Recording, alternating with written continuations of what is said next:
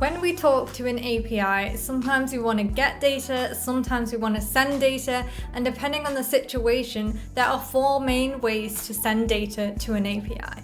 Some ways are better in some situations and some not so much, so we're going to break all of them down. The first is URL parameters, i.e. query strings, and this is probably the easiest way to send data. Let's look at our example URL here.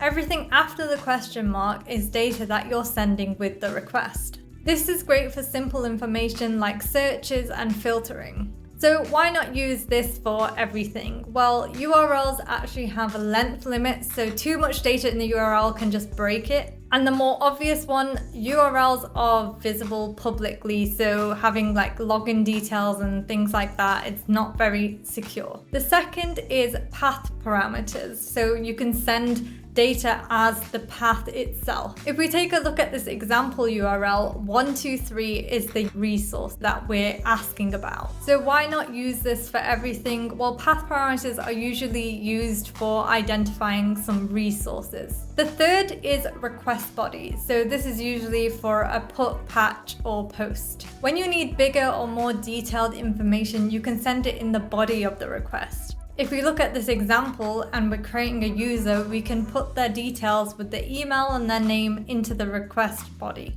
So why not always use the request body? Since the body isn't part of the URL, you can't bookmark that link and click on it and expect it to work like it did initially. They are also harder to cache because browsers and servers usually cache it based off URLs, not bodies, so repeated requests might be slower.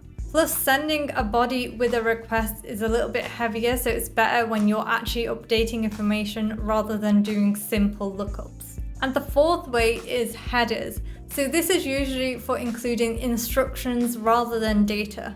For example, you could have instructions including details with authorization or content type.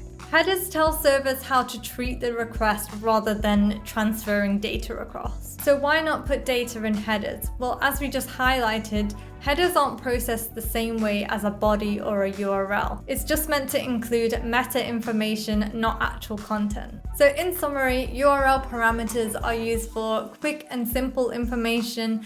Path parameters are used to identify specific items. The request body is for more detailed amounts of information, and the headers is just for instructions of how to deal with the request. If you enjoyed this video, I've got a whole series for beginner software developers, so check it out. But other than that, I'll see you next time. The first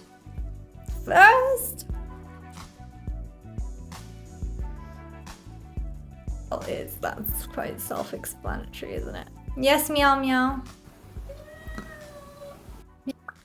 See ya.